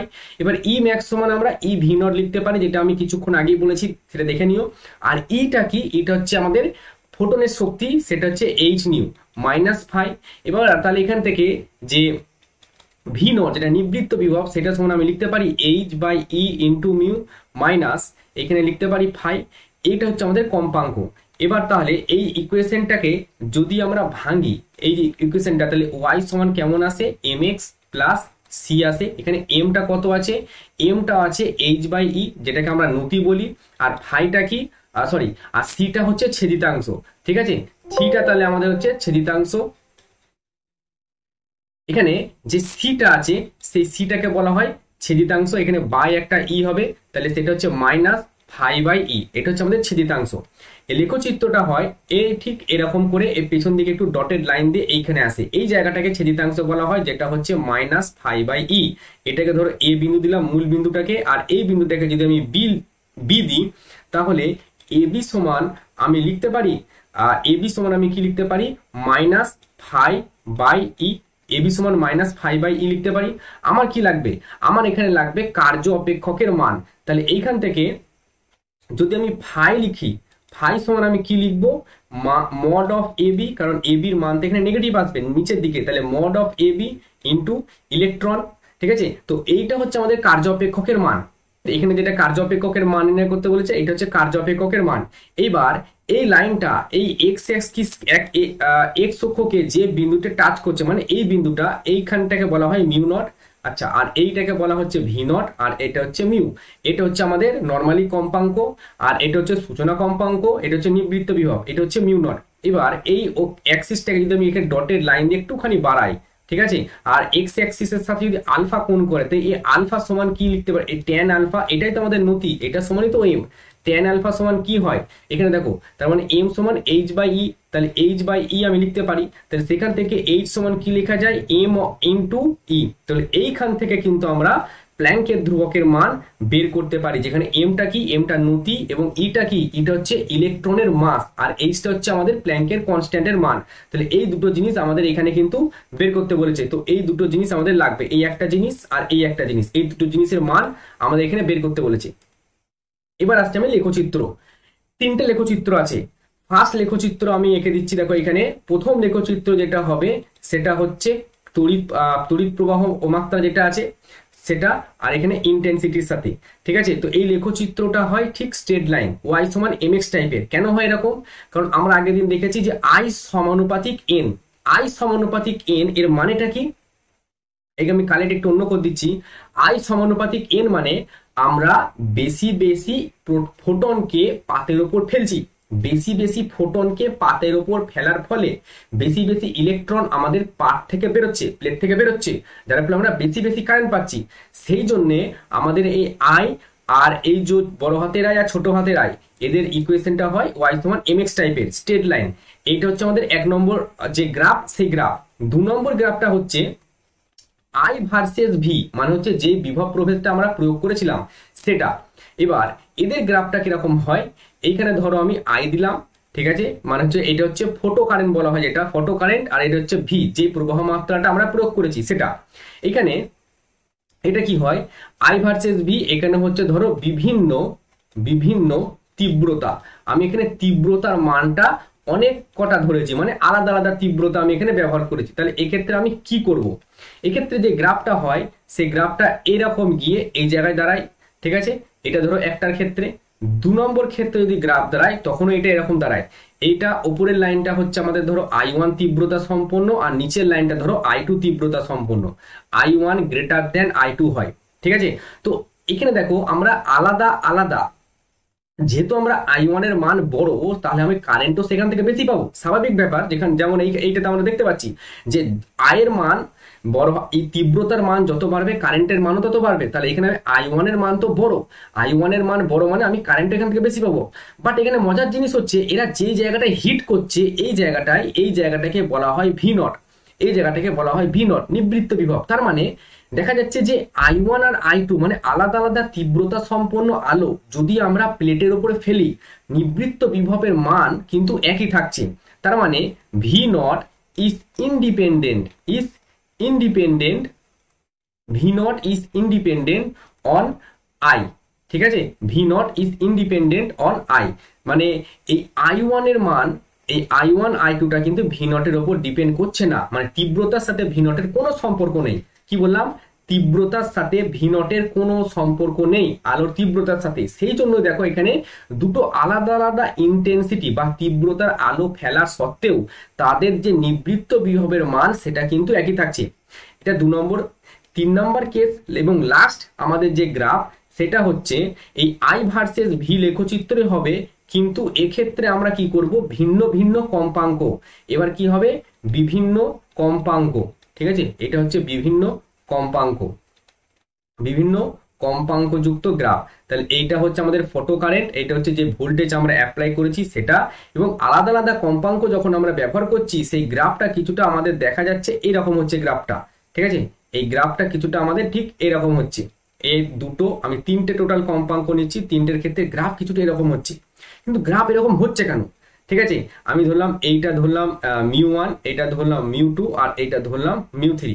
μ1টা সব থেকে বড়, μ2টা তার থেকে একটু ছোট, আর μ3টা হচ্ছে সব থেকে ছোট। গ্রাফটা এরকম কেন হচ্ছে? আর গ্রাফ এটার মানে কি বোঝাচ্ছে? গ্রাফটার মানে দেখো, আমরা যখন আলাদা আলাদা কম্পাঙ্কের আলোকে ফেললাম তার মানে ই সমান আমরা জানি এইচ নিউ। তার মানে আমরা যদি মিউটাকে বাড়াই, মানে কম্পাঙ্কটাকে বাড়াই, তাহলে শক্তিটা বাড়ছে। তার মানে ফোটনগুলো বেশি বেশি পরিমাণে শক্তি ইলেকট্রনদেরকে দিচ্ছে, বা ইলেকট্রনগুলো ফোটনের কাছ থেকে বেশি শক্তি পাচ্ছে। এবার ইলেকট্রন যদি বেশি করে শক্তি পায় সে তো বেশি স্পিডে ছুটবে ফাঁকা জায়গাটার মধ্যে দিয়ে। তাহলে বেশি স্পিডে যখন ইলেকট্রন ছুটছে তাকে যদি তুমি দাঁড় করাতে চাই, বেশি শক্তির প্রয়োজন। সে বেশি শক্তিকে কোথা থেকে পাবো? সেটাই তো নিবৃত্ত বিভব। নিবৃত্ত বিভবের যে সংজ্ঞা, সেই সংজ্ঞাটা কি ছিল? যে ওকে যদি আমি দাঁড় করাতে চাই, ঠিক আছে, যে ঋণাত্মক ভোল্টেজটা আমি ওকে প্রয়োগ করছি, যে ঋণাত্মক ভোল্টেজটা আমি যদি প্রয়োগ করে ইলেকট্রনটাকে গতিহীন করে দিই, সেটা কি তো নিবৃত্ত বিভবের মান বলছে। তাহলে এখানে μ1 যেটা, তার ক্ষেত্রে শক্তি সব থেকে বেশি। তাহলে একে যদি দাঁড় করাতে চাই তাহলে আমাকে নিবৃত্ত বিভবের মানটাও সব থেকে বেশি প্রয়োগ করতে হবে। ধরো সেটা V01, আর এটার ক্ষেত্রে V02, এটার ক্ষেত্রে V03। তাহলে VO1 এটা সব থেকে বেশি হবে, VO2 এটা সব থেকে মাঝারি থাকবে, আর VO3 সব থেকে কম হবে। আমি আরেকবার তিনটে গ্রাফকে বলে দিচ্ছি, খুবই ইম্পর্টেন্ট। এখানে আমরা যখন আয়ের মান বাড়াই মানে হচ্ছে তীব্রতা বাড়ায়, তীব্রতার সাথে সাথে নাম্বার অফ ফোটনও বাড়ে। নাম্বার অফ ফোটন যদি বাড়ে তার মানে বেশি বেশি ফোটন আমাদের পাতের ওপর এসে পড়ছে। এবার বেশি বেশি ফোটন যখন পাতের ওপর এসে পড়ছে, বেশি বেশি ইলেকট্রন সেই শক্তিটাকে সংগ্রহ করছে, সংগ্রহ করে বেশি বেশি ইলেকট্রন পাত থেকে বেরোচ্ছে। পাত থেকে যদি বেশি বেশি ইলেকট্রন বেরোয় তাহলে আমাদের কারেন্টের মান বাড়বেই। এটা হচ্ছে গ্রাফের ব্যাখ্যা।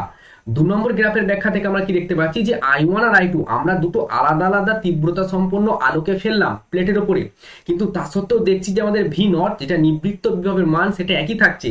তার মানে এই যে ভি নটটা মানে নিবৃত্ত বিভব, এটা তীব্রতার উপরে নির্ভর করছে না। এটা 2 নম্বর। 3 নম্বর গ্রাফটা আমরা কি দেখছি যে আলাদা আলাদা কম্পাঙ্কের আলো যখন আমরা ফেলছি তার মানে আলাদা আলাদা শক্তি সম্পন্ন ফোটন ওই পাতের উপরে পড়ছে। এবার যে ফোটনের শক্তি অনেক বেশি, একটা ফোটনের শক্তি ধর অনেক বেশি, একটা ইলেকট্রন সেই শক্তিটাকে পুরো নিয়ে নিচ্ছে, ঠিক আছে। এবার আরেকটা ফোটনের শক্তি একদম কম, সেই শক্তিটাকে ইলেকট্রন নিয়েছে। এবার যে ইলেকট্রনটা বেশি শক্তি নিচ্ছে সে তো বেশি স্পিডে যাবে, আর যে ইলেকট্রনটা কম শক্তি নিচ্ছে সে কম স্পিডে যাবে। এবার বেশি স্পিডে যে ইলেকট্রনটা যাচ্ছে তাকে যদি আমি আটকাতে চাই, স্বাভাবিকভাবে আমাকে বেশি ভোল্টেজ প্রয়োগ করতে হবে বা বেশি শক্তি প্রয়োগ করতে হবে। সেই শক্তিটা কিন্তু আমরা বলছি নিবৃত্ত বিভব, ঠিক আছে। তো এই তিনটে গ্রাফ অবশ্যই পড়ে রেখে দিও, এর মধ্যে একটা গ্রাফ আসতেও পারে তোমাদের। নেক্সট আমরা আসছি ডি ব্রগলির প্রকল্প। ডি ব্রগলি বলছে যে এই পৃথিবীতে যত ম্যাটার আছে, ম্যাটার মানে যত পদার্থ আছে, তুমি আমি, ঠিক আছে, এই যে পেনটা, এদের সবারই কিন্তু একটা তরঙ্গ ধর্ম আছে, কিন্তু শর্ত হচ্ছে এদেরকে একটা বেগে থাকতে হবে। যদি বেগে না থাকে তাহলে কিন্তু এদের কোনো তরঙ্গ ধর্ম আমরা দেখতে পাবো না। এবং সে একটা ইকুয়েশন দিল যে ল্যামডা সমান এইচ বাই এমভি, এই সমীকরণটা দিয়েছে। এবার এইচ বাই পিও এটাকে লেখা হয়, এমভিটা কি, পিটা কি, পিটা হচ্ছে ভরবেগ, ঠিক আছে, পিটা হচ্ছে ভরবেগ, এবং ল্যামডাটা হচ্ছে কি কোন পদার্থের জন্য তরঙ্গ। এটা কিন্তু ফোটনের ক্ষেত্রে না, মনে রাখবে এইখানে যে তরঙ্গ দৈর্ঘ্য এটা কিন্তু ফোটনের ক্ষেত্রে প্রযোজ্য হবে না। ফোটনের ক্ষেত্রে যেটা আমরা বলেছিলাম ল্যামডা সমান এইচ সি বাই ই, এইটা কিন্তু ফোটনের ক্ষেত্রে প্রযোজ্য, ঠিক আছে। এইটা কিন্তু ফোটনের ক্ষেত্রে প্রযোজ্য, বাট এইটা কিন্তু পদার্থের ক্ষেত্রে প্রযোজ্য, ঠিক আছে। এটা পদার্থের তরঙ্গ দৈর্ঘ্য, এটা পদার্থের তরঙ্গ দৈর্ঘ্য, এটা ফোটনের তরঙ্গ দৈর্ঘ্য, দুটো আলাদা। এবার দেখো একটা ইলেকট্রন, ধরো এইদিকে একটা পাত আছে আর এইদিকে একটা পাত আছে, ঠিক আছে। পুরোটাকে আমি একটা বায়ু শূন্য নলে জাস্ট বোঝানোর জন্য বলছি, পুরোটাকে একটা বায়ু শূন্য নলের মধ্যে আমি রেখেছি এবং এদিকে আমি ভোল্টেজ অ্যাপ্লাই করেছি। এবার ইলেকট্রনগুলো তো এদিক থেকে এদিকে যাবে, তাহলে ইলেকট্রনগুলো যে গতিশক্তি সেটাকে কি বলা হয়, ইভি, ঠিক আছে। তার মানে এইখানে হাফ এম ভি স্কোয়ার সমান আমরা কি লিখি, ইভি, ঠিক আছে, ইভি লেখা হয়। তাহলে এখান থেকে ভি সমান কি লেখা হয়, 2 বাই এম লেখা হয়। বা এখান থেকে এটা বাদ দাও, এখান থেকে যে আমি যদি এম ভি স্কোয়ার লিখি তাহলে সেটাকে লেখা হয় 2 মনে রাখবে এই ইভিটা কিন্তু হচ্ছে গতিশক্তি, পুরো ইভিটা গতিশক্তি। এবার এই দিকেও যদি আমি একটা এম দিয়ে গুণ করি আর এই দিকেও যদি আমি একটা এম দিয়ে গুণ করি তাহলে এইদিকে কি হয়ে গেল, m square into v square সমান 2 হয়ে গেল। তাহলে এইটা তো হয়ে গেল না পি, তাহলে পি স্কোয়ার সমান কি লেখা যায় 2 এই ভিটা, এই ডান দিকের ভি আর বাঁ দিকের ভির মধ্যে পার্থক্য বুঝো, এটা আমি একটু অন্যরকম করে দিচ্ছি, একটু দেখিয়ে দিচ্ছি, ঠিক আছে। এই ডান দিকের ভি যেটা আছে, ঠিক আছে, এইটা হচ্ছে বিভব পার্থক্য, ঠিক আছে, এটা হচ্ছে বিভব প্রভেদ বলবে, এই ডান দিকের ভিটা বিভব প্রভেদ, আর এই ভিটাকে বলা হয় বেগ, এটা হচ্ছে বেগ কিন্তু, ঠিক আছে। তো এখান থেকে পি সমান লেখা যায় √2 VE × M বা পি সমান √2 EM, ঠিক আছে। তার মানে আমরা এখানে লিখতে পারি এইখান থেকে যে ল্যামডা সমান এইচ বাই পি, এটা সমান লেখা যায় এইচ বাই √2 ME, ঠিক আছে। এবার এখানে সমস্ত কিছুর মান বা এখানে এই ইকুয়েশনটা যদি আমি আরেকটু ভেঙে যদি এটাকে লিখে দিই যে এইচ বাই √2m, এই ই এর জায়গায় ছোট হাতের ই আর ভি বসাতে পারি, ই আর ভি বসাতে পারি, ভিটা কি বিভব পার্থক্য ল্যামডা। তাহলে এই ক্ষেত্রে ল্যামডা সমান এটা আছে 12.27 বার বাই √v। এই জিনিসটা কিন্তু প্রমাণে আসে, এই জিনিসটা প্রমাণে আসে, এবং এটা হচ্ছে একটা ইলেকট্রনের তরঙ্গ দৈর্ঘ্য 12.27 বাই √v, যে এখানে এটা আছে আর্মস্ট্রং এ, ঠিক আছে, এটা আছে আর্মস্ট্রং, আর ভিতে যখন বসাবে এটা ভোল্টেজে বসাবে। এইটা গেল আমাদের ডি ব্রগলি প্রকল্প, যেখানে এখানে আমরা বলছি তোমার যে ডি ব্রগলি যেটা তরঙ্গ দৈর্ঘ্য ইলেকট্রনের জন্য সেটা। এবার ধরো একটা গতিশক্তি, এটা গ্যাসের অণুর গতিশক্তি, যেটা কে লেখা হয় কে অফ ধরো বি ধরলাম, গ্যাসের অণুর গতিশক্তি সেটা হয় 3/2। আচ্ছা ভুল লিখলাম, এখানে হচ্ছে গতিশক্তি ধরো আমি ই লিখেছি, ঠিক আছে, এটা ধরো গ্যাসের অণুর গতিশক্তি ই, সেটা হয় 3/2 কেবি ইন্টু টি। কেবিটা কি বোলসম্যান কনস্ট্যান্ট, টিটা হচ্ছে উষ্ণতা, এটা কেলভিনে থাকে।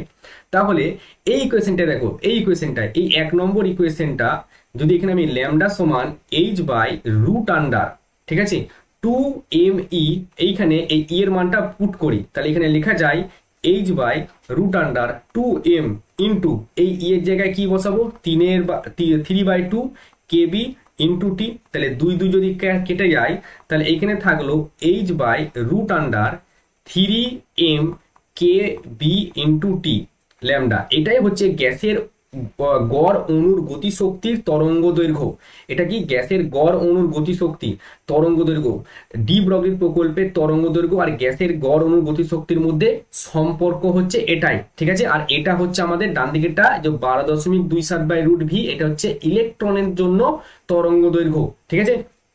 যদিও এখানে তোমরা সেটা নোট আকারে পেয়ে যাবে। আচ্ছা গ্রাফটা বলে দিই এইখানে, এই যে আমি একটু মুছে দিচ্ছি, যে গ্রাফের জিনিসটা আছে, এই গ্রাফটা কিন্তু তোমাদের নিটে এসছে একবার, সেই হিসাবে কিন্তু গ্রাফটাও কিন্তু তোমাদের ইম্পর্টেন্ট।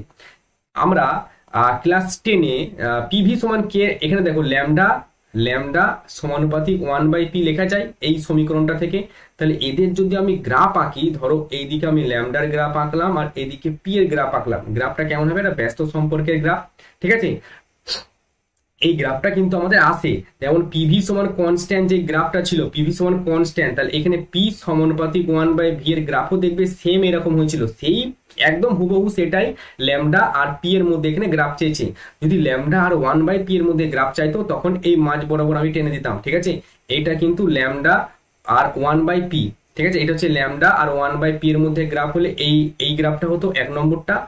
আর যদি ল্যামডা আর শুধু পি এর গ্রাফ চাইতো, তাহলে কিন্তু এই 2 নম্বরের গ্রাফটা হতো, যেটা আমি কিন্তু এখানে তোমাদের লিখে দিচ্ছি, পুরো নোট আকারে লিখে দেওয়া আছে, ঠিক আছে। একটা ইলেকট্রনের জন্য তরঙ্গ দৈর্ঘ্য এই যে 12.27/√v, এটা ঠিক আছে। ডি ব্রগলির তরঙ্গ দৈর্ঘ্য, যে কোনো কণা তরঙ্গের মতো আচরণ করে, ঠিক আছে, সেই তরঙ্গটাকে পদার্থ তরঙ্গ বা ডি ব্রগলি তরঙ্গ বলা হয়। সেই তরঙ্গ দৈর্ঘ্যের এটা হচ্ছে ল্যামডা সমান h/p, তার গ্রাফটা এটা, এবং বাদ বাকি এখানে এগুলো সব আমি করে দিয়েছি।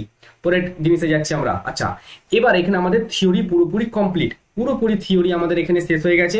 এইখানে এবার আমরা অঙ্ক করবো, এবং এই অঙ্কের পার্টটা শেষ হয়ে গেলে কিন্তু এই চ্যাপ্টার পুরোপুরি আমাদের শেষ।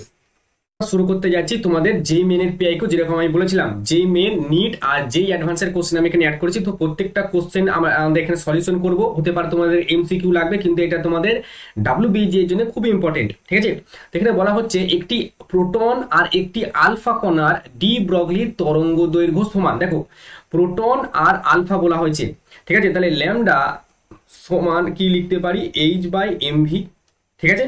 তো প্রোটন আর আলফা এদের বেগের অনুপাত চেয়েছে, তাহলে ল্যামডা অফ প্রোটন সমান আমি কি লিখতে পারি, h/m মাস অফ প্রোটন, আর বেগ প্রোটনের জন্য, আর কি আর কি আছে আলফা, তাহলে ল্যামডা অফ আলফা সমান লেখা যায় h/মাস অফ আলফা এবং ভেলোসিটি অফ আলফা, ঠিক আছে, বেগের অনুপাত।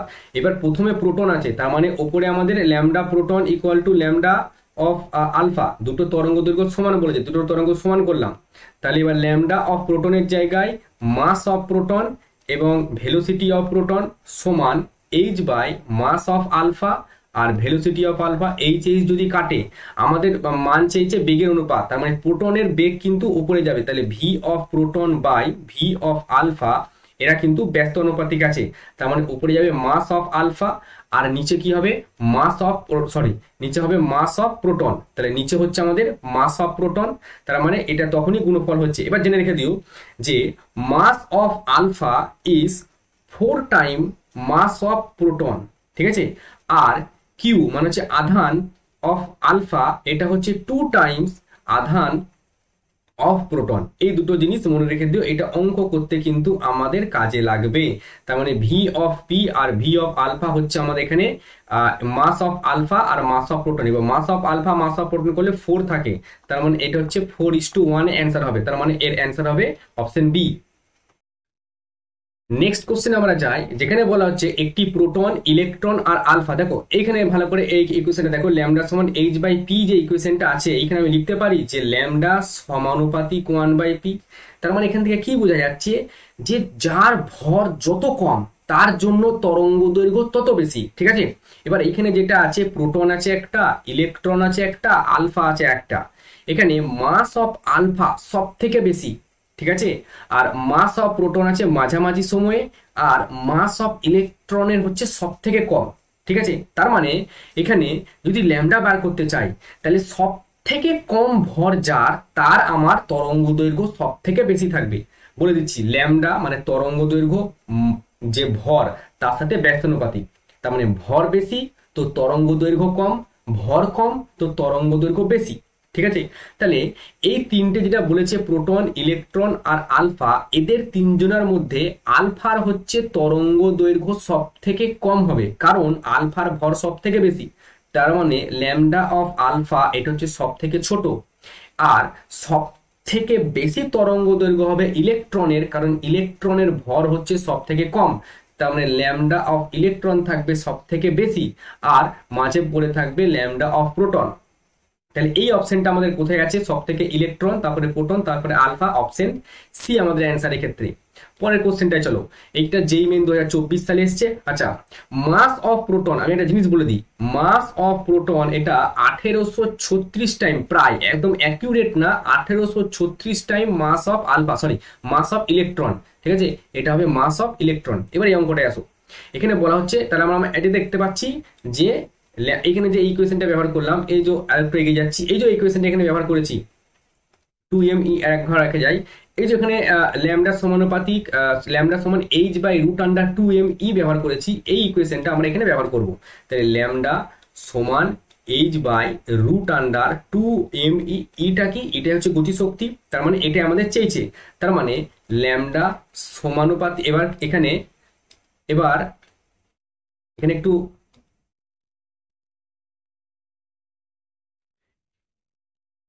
তাহলে ল্যামডা এটা কিন্তু আমাদের 1/√e টাইমস থাকছে, ল্যামডা সমান থাকছে 1/√e টাইমস, কি বললাম, ল্যামডাটা থাকছে 1/√e টাইম, তার সঙ্গে একটা এমও গুণ আছে, মাসও গুণ আছে। তাহলে প্রথমে হচ্ছে ল্যামডা অফ প্রোটন, আর এদের তরঙ্গ দৈর্ঘ্য সমান, তাহলে ল্যামডা অফ প্রোটন সমান ল্যামডা অফ ইলেকট্রন, তার মানে h/√2 মাস অফ প্রোটন, আর হচ্ছে গতিশক্তি যেটা ই, কাইনেটিক এনার্জিটা বলা হয়, সেটা প্রোটনের।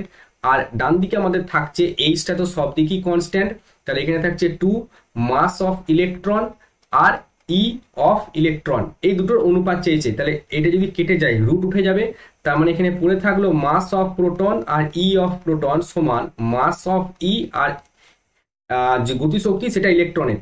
তাহলে এখানে গতিশক্তির অনুপাত চাইছে, কার কার, প্রথম আছে প্রোটন, তারপর আছে ইলেকট্রন। তার মানে আমরা এখানে যখন বার করব, প্রথম কিন্তু প্রোটনের থাকবে উপরে, আর নিচে কিন্তু ইলেকট্রন থাকবে। এবার এরা কিন্তু পরস্পর কি আছে, ব্যস্তানুপাতিক, তাহলে মাস অফ ইলেকট্রন আর নিচে থাকছে মাস অফ প্রোটন। এবার তাহলে এইখানটা যদি আমি mass of electron by mass of proton করি, তাহলে এটা কি থাকছে, মাস 1/1836। তাহলে এইখানটা আমি লিখতে পারি 1/1836, তার মানে অনুপাত আসছে 1:1836, তার মানে এটা হচ্ছে আমাদের অ্যান্সার, অপশন এ। নেক্সট পরে কোশ্চেন আমরা যাই, যেটা যেই মেইন 2024 সালে এসছে, একটি প্রোটন একটি আলফা কণার ডি ব্রগলি তরঙ্গ দৈর্ঘ্য যথাক্রমে ল্যামডা আর 2 ল্যামডা। আচ্ছা, এবার ল্যামডা সমান আমরা কি লিখতে পারি, h/mv, ধরো এটা আমি প্রোটনের জন্য লিখলাম, তাহলে মাসটাও প্রোটনের জন্য আর বেগটাও প্রোটনের জন্য। ঠিক আছে, আর ল্যামডা অফ আলফা সেটা h/m অফ আলফা, আর বেগটাও আমার আলফার জন্য হবে। তাহলে ল্যামডা যেটা, এদের দুজনের বেগের অনুপাত চেয়েছে। ঠিক আছে, তার মানে বেগের অনুপাত করে দেখো, তার মানে lambda of p by lambda of alpha, যেহেতু প্রথম প্রোটন আছে তাহলে উপরে প্রোটন আর নিচে আলফা আছে, তাই নিচে আলফা। তাহলে এইটা যদি আমি বলি, তাহলে এইচ মাস অফ প্রোটন আর হচ্ছে ভেলোসিটি, ঠিক আছে, বেগ, সেটা ইন্টু প্রোটন ইন্টু, এবার ল্যামডা অফ আলফা এটা যদি করি, তাহলে উপরে চলে যাচ্ছে মাস অফ আলফা আর ভি অফ আলফা, নিচে এইচ আর এইচ কেটে যদি যাই, তাহলে একটু আগে দেখো আমি বললাম যে আলফা আর প্রোটনের মধ্যে যে সম্পর্ক, যে মাস অফ আলফা আর মাস অফ প্রোটন, এই জিনিসটা আমাদের এখানে ব্যবহার করা হবে। তাহলে মাস অফ আলফা বা ইকুয়াল টু কি লিখতে পারি, 4 টাইম মাস অফ প্রোটন ঠিক আছে। তো এখানে মাস অফ আলফা যেটা, এখানে যেটা মাস অফ আলফা সেটা, আর মাস অফ প্রোটন তার মানে 4 লিখতে পারি, তাহলে 4 V of alpha divided by V of proton. আর এই ল্যামডা পি প্রোটনের ক্ষেত্রে ল্যামডাটা বলেছে ল্যামডা, ঠিক আছে। আর আলফার জন্য 2 ল্যামডা হয়েছে, 2 ল্যামডা, তাহলে ল্যামডা আর ল্যামডা যদি কাটে এদিকে থাকছে 4 V of alpha v of proton. তাহলে এখানে আমাদের থাকছে কি 8 ভি অফ আলফা সমান ভি অফ প্রোটন। এবার আমাদের মানটা বের করতে হবে v by proton, v of proton by V of alpha, সেটা আমাদের হয়ে গেল তাহলে 1/8, তাই তো এটা হবে 8:1, এটা হবে ওপরে 8 নিচে 1, তার মানে 8:1, 8:1 কত আছে অপশন ডি। সো এক্ষেত্রে আমাদের অপশন ডি কারেক্ট অ্যান্সার হবে। কোশ্চেন দেখি যেটা আমাদের যেই অ্যাডভান্স 2013 সালে এসেছে, কোশ্চেনটা সলিউশন করার কিছুই নেই, কোশ্চেনটা একটা খুবই কনসেপচুয়াল কোশ্চেন, তাই এরকম দিয়েছে। তো এখানে বলা হচ্ছে যে ওয়ার্ক ফাংশন মানে কার্য অপেক্ষক সিলভার আর সোডিয়ামের দিয়ে দিয়েছে 4.6 আর 2.3 ইলেকট্রিক ভোল্ট, ঠিক আছে। এবার বলেছে এদের যে স্লোপ হবে সেই স্লোপের যে ভার্সেস ফ্রিকোয়েন্সি প্লট কি কি বলেছে দেখো, potential versus stopping potential, slope of the stopping potential versus frequency যে গ্রাফটা আছে, মানে আমাদের আইনস্টাইনের লেখচিত্র, যেটা আমরা এখানে লিখতে পারি যে কে ম্যাক্স এটা সমান আমরা লিখতে পারি ই মাইনাস ফাই। এবার কে ম্যাক্স সমান আমরা কি লিখতে পারি ই ইন্টু ভি নট, যেটা নিবৃত্ত বিভব, যেটা স্টপিং পোটেনশিয়াল বলে, আর এটাকে যদি ভাঙি এটা হচ্ছে এইচ নিউ মাইনাস ফাই। তাহলে ভি নট সমান H by E into mu minus phi by E. তাহলে এটা হচ্ছে ওয়াই সমান M X plus C. Graph যদি আমি আঁকি তাহলে গ্রাফটা আমাদের যাচ্ছিল কেমন, এখানে ওয়াই যাবে ভি নট যেটা আমাদের স্টপিং পোটেনশিয়াল বলেছে ভার্সেস ফ্রিকোয়েন্সি, এইদিকে ফ্রিকোয়েন্সি হচ্ছে নিউ, ঠিক আছে। এই গ্রাফটা আমাদের যাচ্ছিল কিছুটা এরকম, ঠিক আছে, এইখানে গিয়ে টাচ করে এদিকে ডটেড লাইন দিয়ে আসছিল। তো এর আমার চাইছে কি স্লোপ।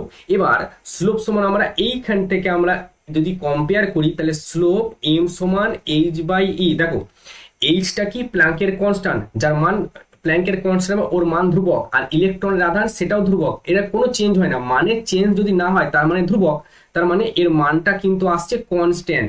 মানটা কত আসছে কনস্ট্যান্ট, তার মানে যদি আমি এখানে সিলভারের ক্ষেত্রে যদি গ্রাফ আঁকি তার যে স্লোপ আসবে সেটা আসবে 1, ঠিক আছে, মানে কনস্ট্যান্ট 1 আসবে না, মানে সেটা যা আসবে এইচ বাই এর মান আমাদের সোডিয়ামের ক্ষেত্রেও তো একই আসবে। তাহলে সেক্ষেত্রে তাদের যে আমাদের যদি আমি এই ওপরেরটা ধরো সোডিয়ামের ক্ষেত্রে এখানে প্রথমে যেহেতু সিলভার বলছে তাহলে সিলভারটা ধরলাম M1 আর সোডিয়ামের ক্ষেত্রে বললাম M2। এই দুটোর এইচ বাই ই রেশিওটা তো একই আসবে, সব তো কাটাকুটি হয়ে যাবে, তাহলে উত্তর কত আসবে 1। তাহলে এইখানে উত্তর কত আসবে 1, এখানে যেটা আমাদের ভার্সেস রেশিও বলেছে সেটা হচ্ছে 1 বা 1:1 এরকম বলতে পারো, ঠিক আছে। তো এই হচ্ছে আমাদের পুরো সিলেবাস, এই কোয়ান্টাম তত্ত্বের উপর পুরো ওয়ান শট ভিডিও। আশা করি তোমরা সবকিছু বুঝতে পেরেছো। যদি কোনো অসুবিধা হয় তাহলে কমেন্ট সেকশনে অবশ্য বলো, আমি কিন্তু তোমাদের সেটার উপর তাহলে শর্ট ভিডিও বানিয়ে তোমাদের আরো ভালো করে বোঝানোর চেষ্টা করব। আর এই পুরো যা পড়ালাম এটা নোট কিন্তু দুটো ভাগে ভাগ হয়, পার্ট 1 পার্ট 2 দুটো নোট আমাদের টেলিগ্রাম চ্যানেলে পেয়ে যাবে, সেখান থেকে তোমরা ডাউনলোড করে নিও এবং প্রিন্ট চাইলে প্রিন্ট করতে পারো, কোনো অসুবিধা নাই। আর অবশ্যই চ্যানেলটাকে সাবস্ক্রাইব করে দিও আর তোমাদের বন্ধুদের সঙ্গে চ্যানেলটা অবশ্যই শেয়ার করে দিও।